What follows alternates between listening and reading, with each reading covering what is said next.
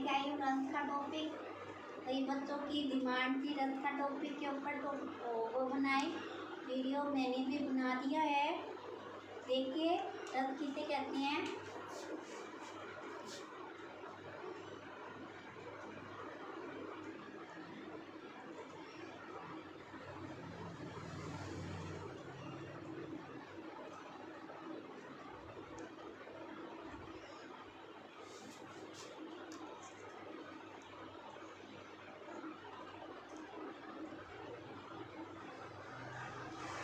रथ क्या होती है? काव्य की आत्मा होती है। जैसे हमारे शरीर में हमारी आत्मा काम करती है, वैसे ही रथ क्या करते हैं? काव्य के अंदर काम करते हैं।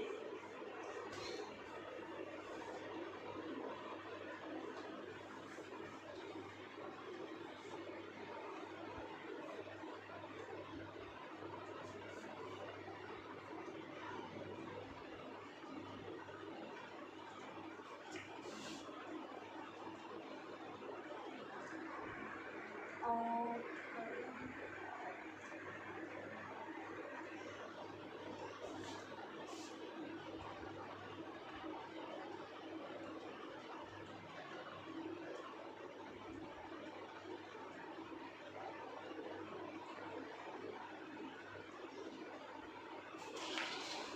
रथ काव्य की आत्मा होती है, शब्द उसका शरीर होते हैं और अलंकार उनके आभूषण होते हैं।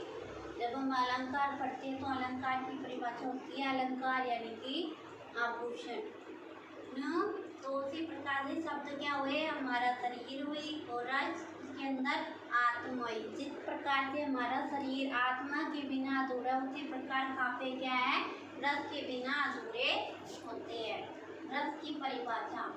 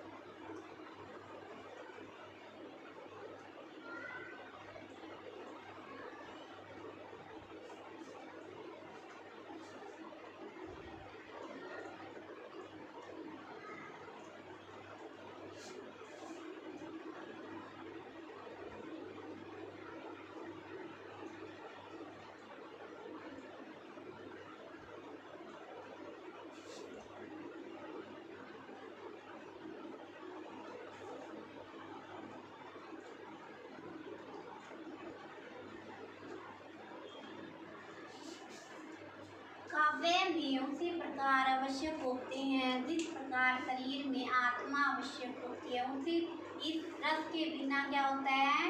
काव्य अधूरा होता है।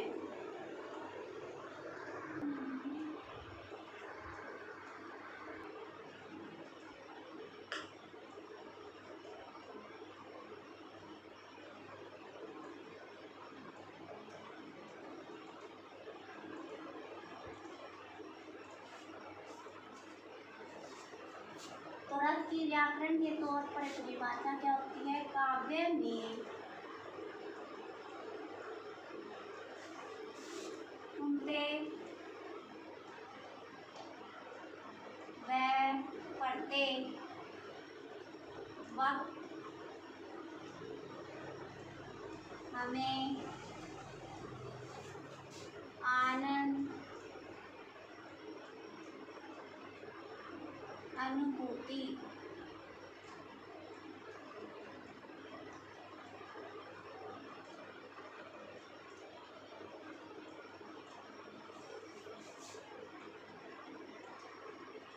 होती है, उसे रस कहते हैं।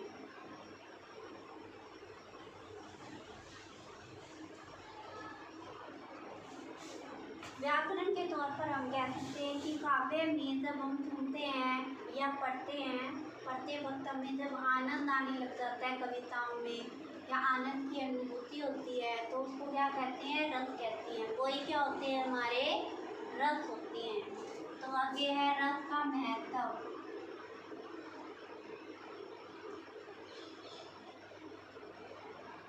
रस क्यों जरूरी है काव्य के लिए? काव्य में रस बहुत जरूरी है।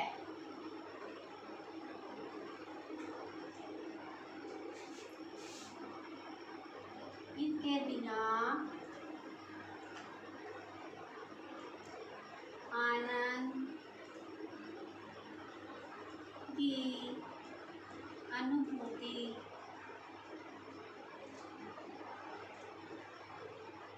नहीं होती।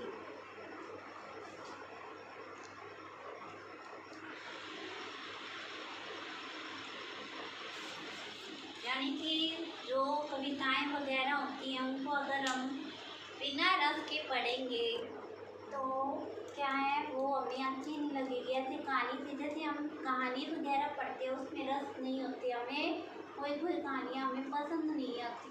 तो उसी प्रकार से रस क्या है, कविताओं को आनंद अनुभूति बनाते हैं। उससे हमें क्या मिलती है, आनंद की अनुभूति होने लग जाती है। इसीलिए रस का कविताओं में महत्व होता है, काव्य में महत्व होता है।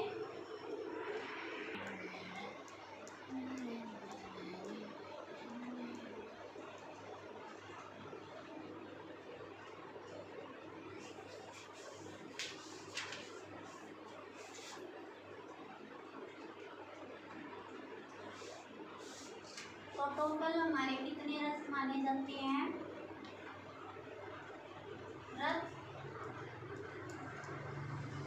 9 माने जाते हैं। 9 रस होते हैं काव्य के अंदर। 2 रस और डाले जाते।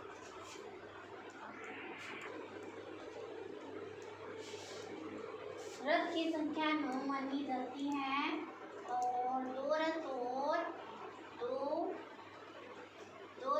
और माने जाते हैं।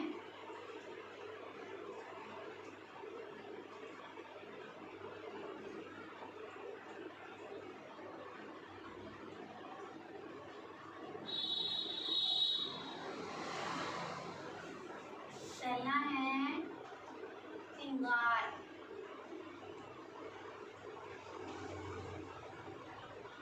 रस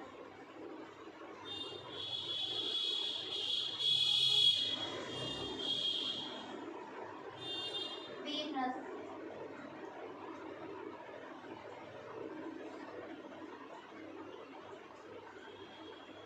करुण रस। हास्य रस।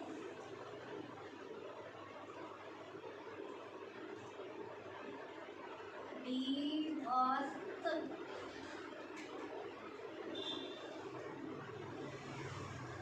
रस।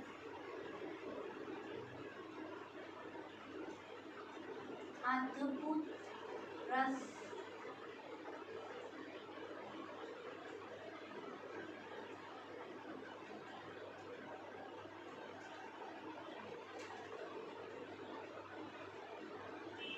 शांत रस।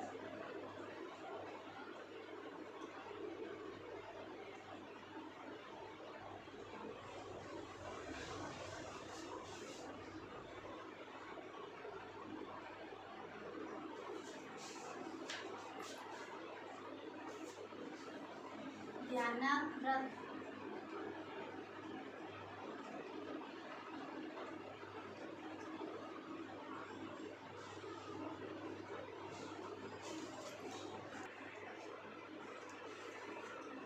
श्रृंगार रस, वीरस, करुण रस हो गया, हास्य रस हो गया, विवस्त रस हो गया और अद्भुत रस हो गया, शांत रस हो गया, रौद्र रस।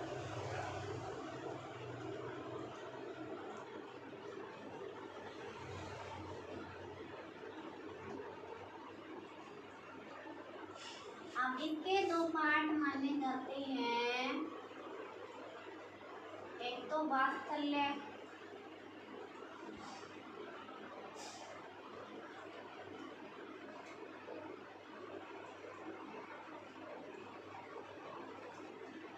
और दूसरा भक्ति।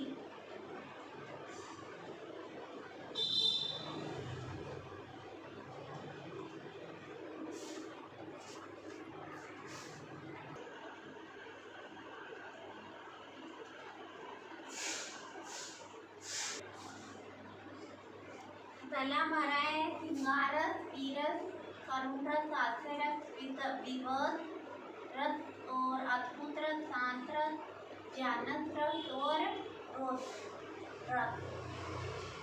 अब बात कर लेते हैं इनके। श्रृंगार रस क्या होता है? श्रृंगार के बारे में वर्णन करने के लिए, वीरता के बारे में, करुण यानी कि हमारे अंदर से करुणा भाव आदि, हास्य रस यानी कि हंसने वाले भाव के लिए, विवश होता है आचार्य यानी कि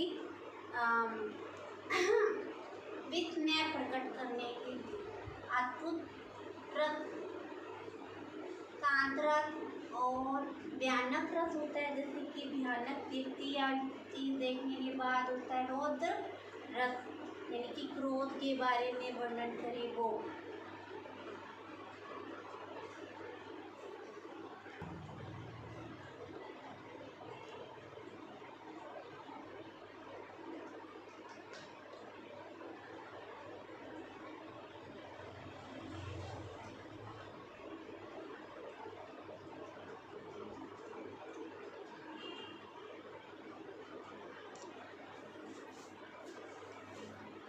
अब बात कर लेते हैं इनके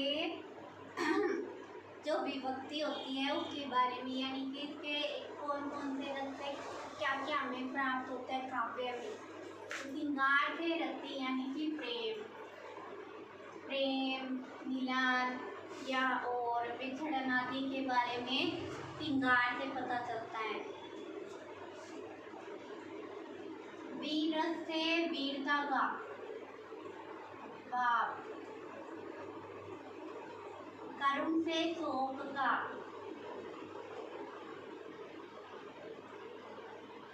वीरता और उत्साह, शोक का भाव, हास यानी कि हंसने का,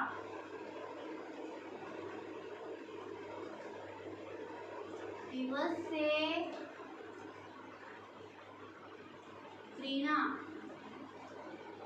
घृणा का भाव। अगर श्रृंगार से प्रेम का भाव होता है तो विवश से घृणा का भाव, अद्भुत से चकित रहना यानी कि चकित तो भाव या फिर अद्भुत यानी कि जो भी विस्मय होता है का भाव।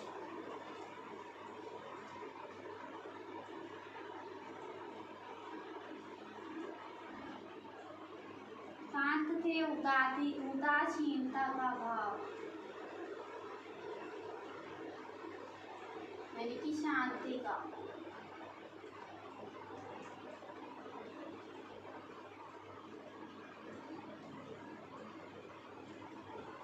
अब रह गया भयानक से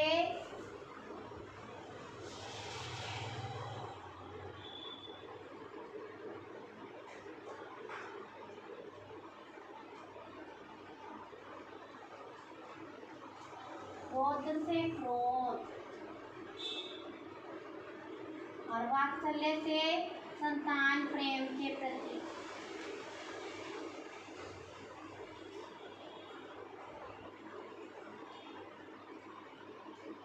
और इसे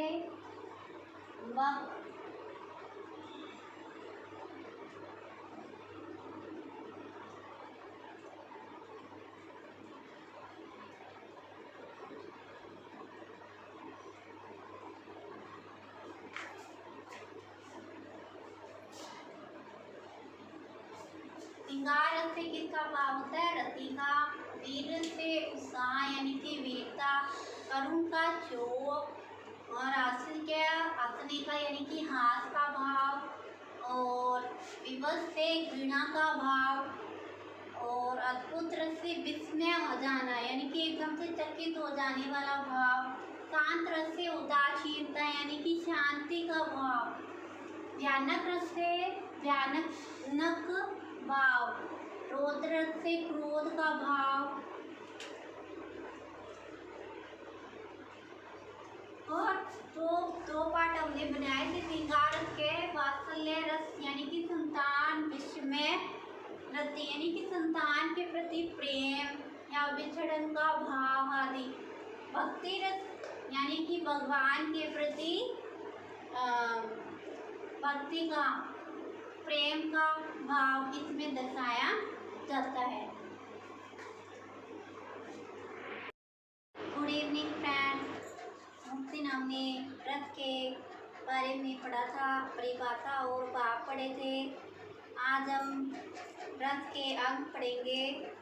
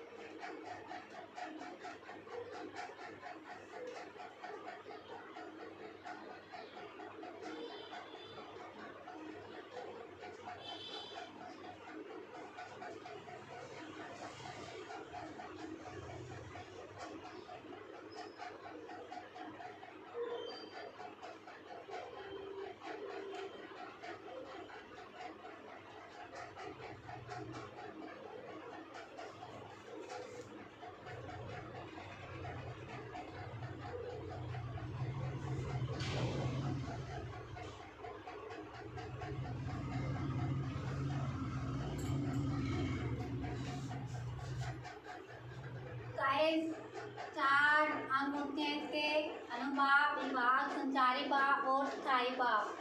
पहला होता है अनुभाव।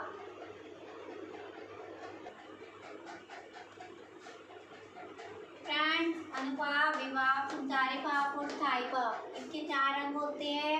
अनुभाव इसका पहला भाव है। अनुभाव होता है जब हम कुछ भी अनुभव करते हैं, यानी कि अनुभव करने को हम क्या कहते हैं, अनुभाव कहते हैं। जब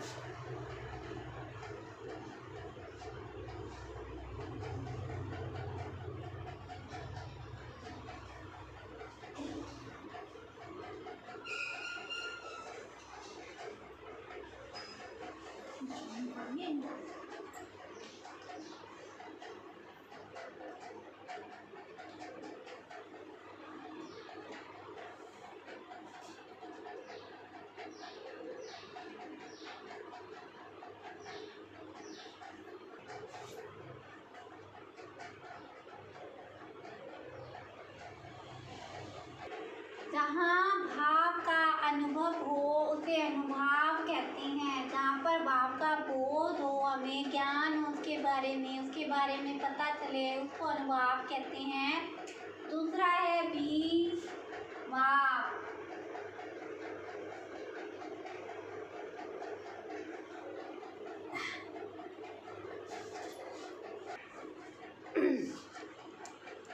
विभाव जिन कारणों से भाव की उत्पत्ति होती है, यानी कि जिन कारणों से भाव की यानी कि उत्पन्न होता है, उसको क्या कहते हैं, विभाव कहते हैं। जैसे कि करुणा भाव हमारे में आ रहा है, यानी कि शोक का भाव आ रहा है, तो हमारे अंदर क्या है, शोक का भाव किस तरह से उत्पन्न हुआ है, उसको क्या कहेंगे, विभाव कहेंगे। यानी कि जिसके कारण उत्पन्न होता है, जिन कारणों से, उनको कहते हैं विभाव। आगे होता है संचारी।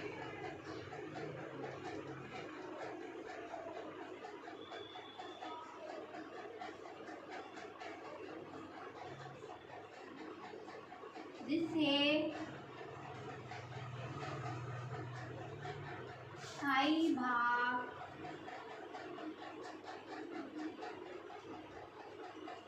का पता चले या पुष्ट हो।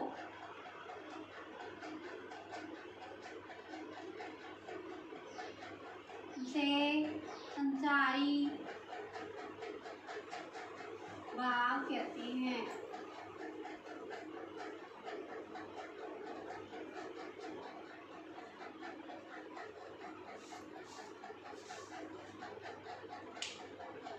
नोट डाउन कर लीजिए।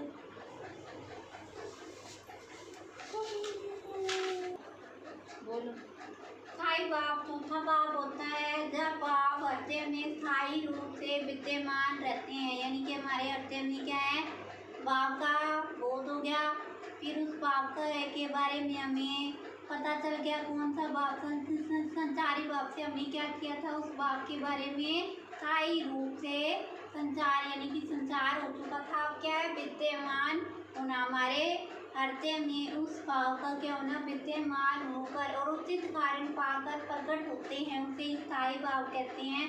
जैसे हंसने का भाव है, यानी कि हंसने का कोई भी चुटकुला वगैरह भी सुनाता है तो हमें हंसी क्यों आती, क्योंकि हमारे अर्थ में क्या है, हंसने का भाव संचार होता है और हमें हंसी आ जाती है। इसी प्रकार से स्थायी भाव होता है।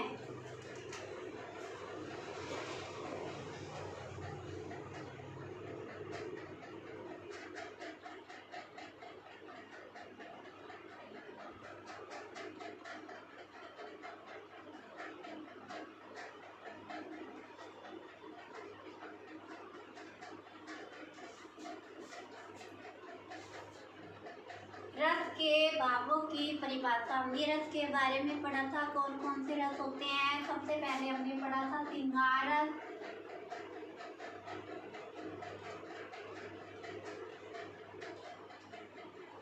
श्रृंगार रस यानी कि रति, इसका भाव क्या होता है, रति का भाव होता है। और आज हम इसके बारे में पढ़ेंगे परिभाषा, यानी कि श्रृंगार यानी कि जब भी क्या हो, और नायक या नायिका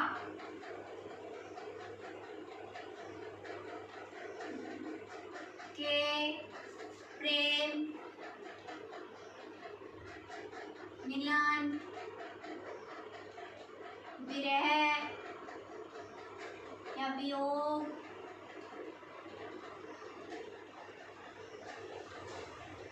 के बारे में पता चले,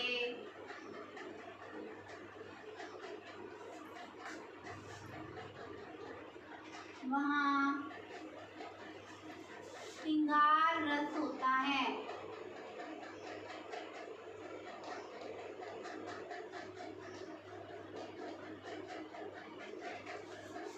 यानी कि जो नायक होता है, नायिका होती है, नाटक का हीरो या हीरोइन, उन दोनों का क्या होता है, प्रेम, मिलन और विरह यानी कि अलग होना, वियोग होना, और उसके बारे में पता चले, वहाँ पर क्या होता है, श्रृंगार रस होता है। श्रृंगार रस दो प्रकार के होते हैं।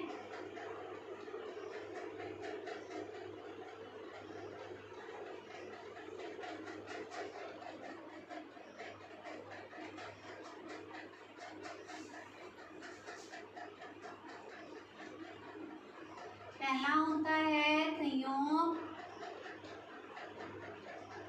दूसरा होता है वियोग।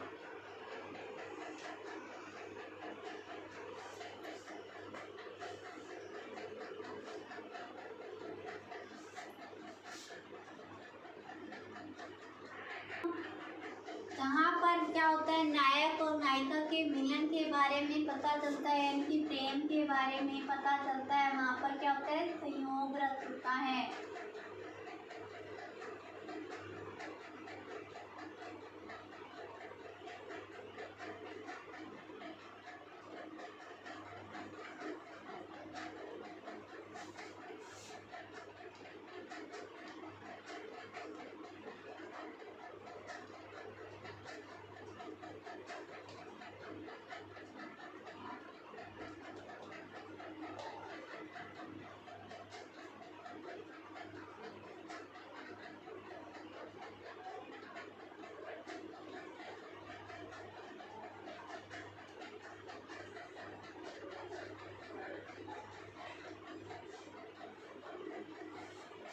जहाँ पर नायक और नायिका के मिलने और उनके प्रेम आलिंगन आदि का पता चले तो उनको क्या कहते हैं, संयोग रस कहते हैं। वियोग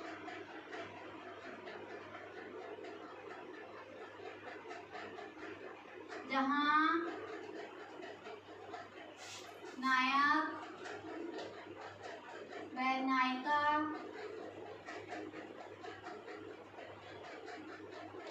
के मध्य प्रेम हो,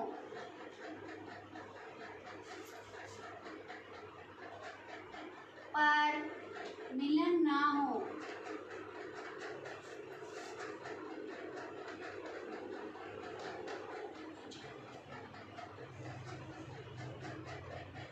वहाँ वियोग रस होता है।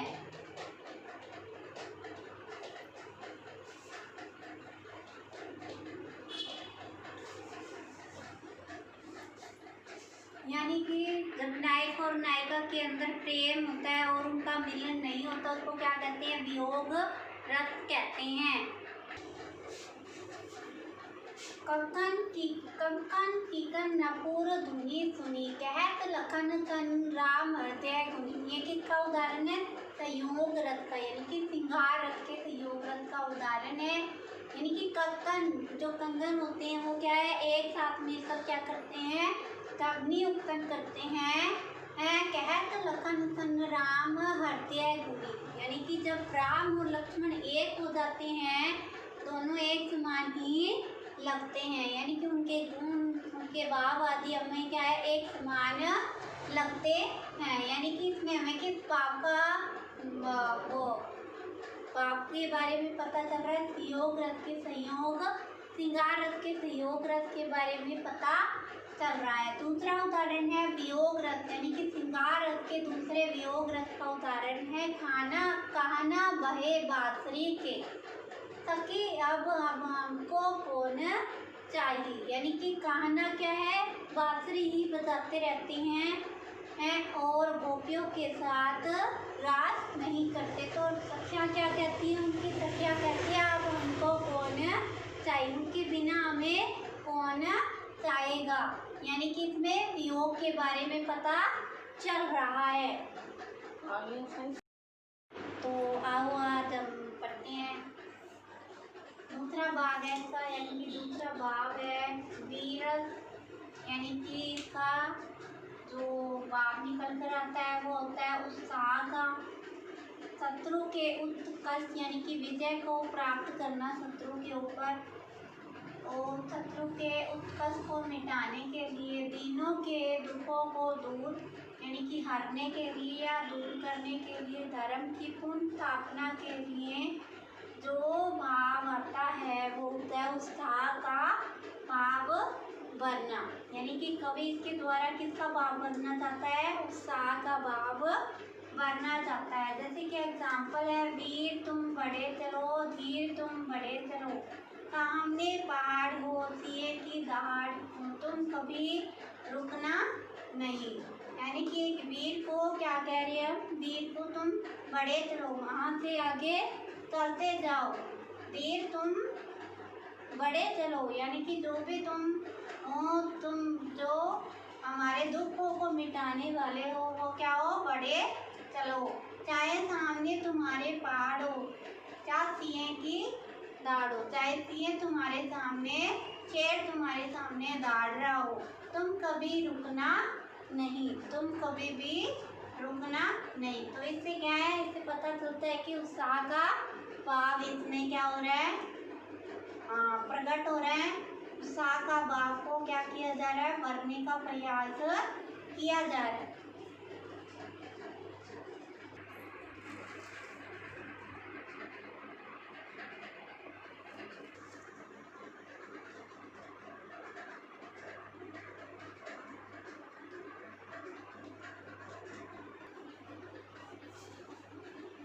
रस के भाव, रौद्र रस, ये इसका तीसरा रस है, यानी कि तीसरा भाव है।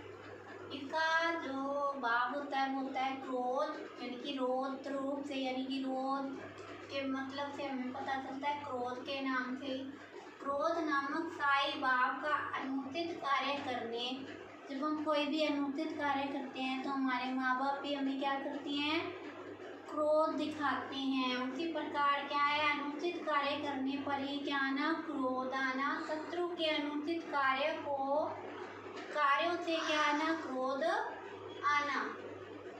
जैसे कि उस काल मारे क्रोध के तनु कांपने सा लगा, मानो हवा के वेग से सोता सागर जगा। जो क्रोध के मारे क्या कर रहा है, वो व्यक्ति चिल्ला रहा है उसके ऊपर, और उसका जो तन है वो क्या है, कांपने लग रहा है। तो उसके चीखने से और उसके कांपने से क्या सा लगता है कि मानो हवा के वेग से सोता हुआ सागर जाग उठा हो, यानी कि चारों ओर क्या हो जाता है, सन्नाटे में शोर मचने लग जाता है। उसी प्रकार से बताया हुआ है कि मानो हवा के वेग से सोता हुआ सागर जाग उठा हो। तो चौथा है विवश, यानी कि घृणा का भाव। जहाँ पर हम घिनौने पदार्थों को देखते हैं या उससे क्या हमें क्या मन में गलीनता उत्पन्न होती है, उसी को कहते हैं घृणा का भाव। यानी कि युद्ध के पश्चात क्या थे, सब इधर से उधर बिखरे पड़े थे, कौवे और गिद्ध उसको क्या कर रहे थे, सबों को नोच नोच के खा रहे थे। इससे क्या होती है, घृणा का भाव उत्पन्न होता है।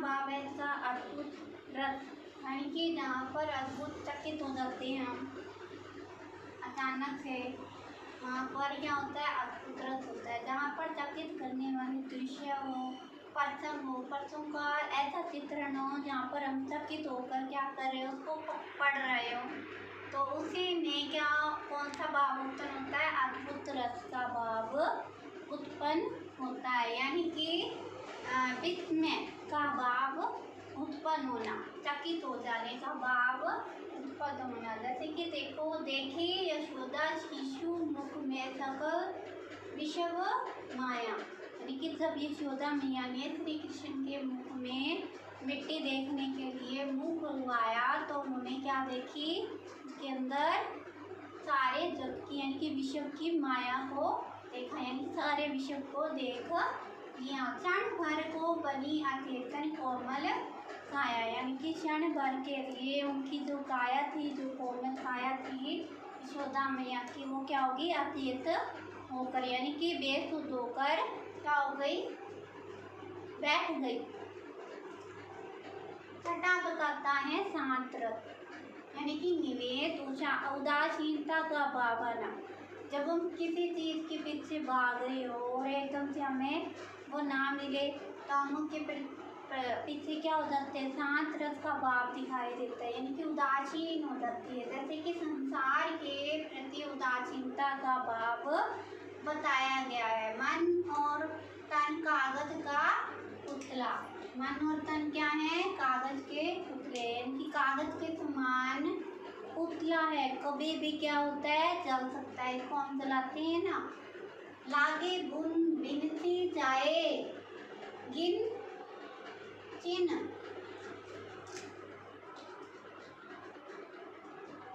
चिन्ह में गर्भ करे क्यों करे इतना, यानी कि तन और मन क्या है, कागज का पुतला है। जब इसके अंदर क्या लग जाती है, भगवान की माया से जब मौत आती है, जब हमें जाना ही है, तो हम इसके ऊपर इतना गर्व क्यों करते हैं। या लागे बूंद विनती, यानी कि विनाश की जब भी बूंद लगती है, यानी कि विनाश हमारा पीछे पीछे क्या है, चलता रहता है, तो हमें गर्व के ऊपर क्यों घमंड करना।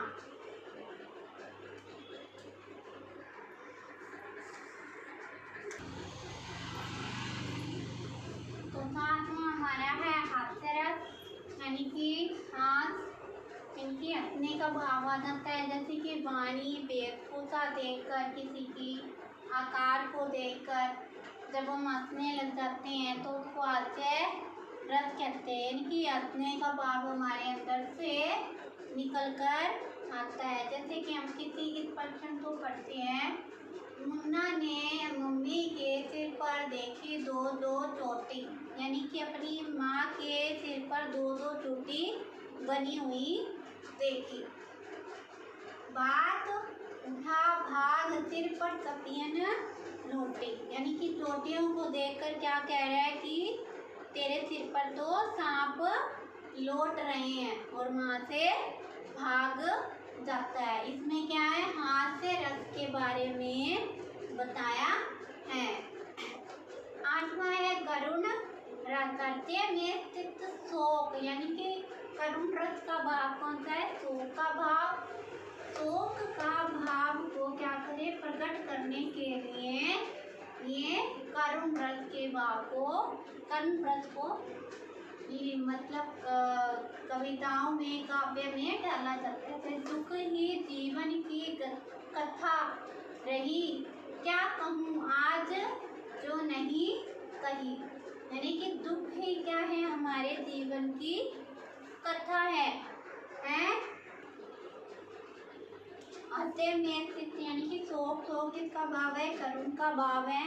जब हम करुण रस को डालते हैं तो शोक का भाव आता है, उसको प्रकट करने के लिए ही करुण रस को काव्य में डाला जाता है। दुख ही जीवन की कथा रही, क्या कहूँ आज नहीं अब नहीं कही, मतलब दुख ही जीवन क्या है, दुख ही जीवन का सार है, और दुख ही दुख क्या है, जीवन की कथा के समान है।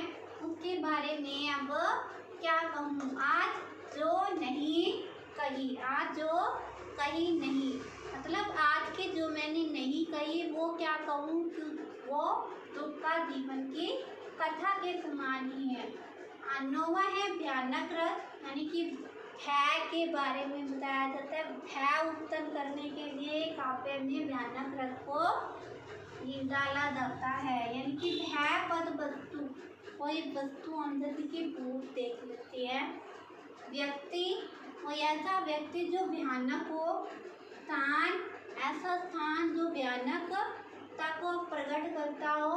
या प्रसंग, जिस प्रसंग को पढ़ने से हमारे मन में ही क्या हो, भय उत्पन्न होने लगे, वहाँ पर क्या है, भयानक रस उत्पन्न होता है। देखन अपनी ही परछाई लगी, जब मैंने अपनी परछाई देखी तो भय से कांपने लगी, यानी कि रात को उठकर अगर हम अपनी परछाई को देखेंगे तो भी हमें ऐसे ही लगेगा कि ये क्या है, कोई और व्यक्ति खड़ा है, तो हम उसको देखकर क्या है, डर जाते हैं, यानी कि भय युक्त हो जाते हैं।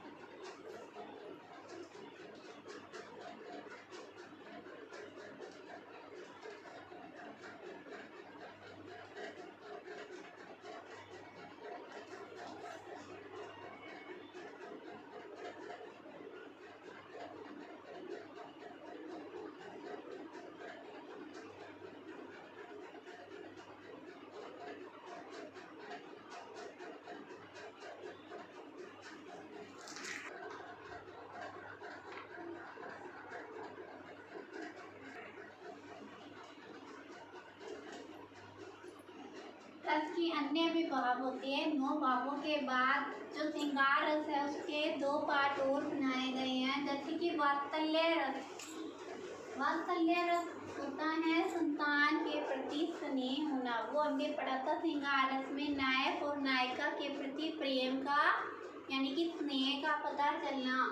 वात्सल्य होता है संतान के प्रति या फिर छोटे व्यक्ति के, जो हमसे छोटा होता है उसके प्रति हमारा क्या स्नेह के बारे में पता चलना, यानी कि वात्सल्य कहलाता है। जैसे उठो लाल आंखें खोलो, पानी लाई हूँ मुँह तोलो, यानी कि इसमें क्या है, अपने पुत्र को पुत्र के प्रति प्रेम को प्रकट किया गया है।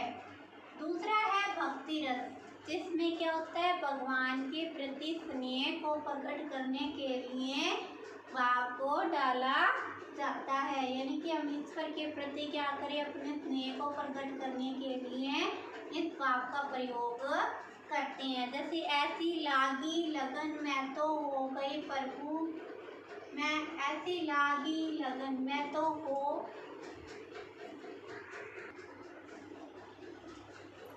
तो भक्ति रस में ईश्वर के प्रति भक्ति यानी कि स्नेह के बारे में प्रकट किया जाता है। स्नेह को प्रकट करने के लिए इस भाव को हम डालते हैं।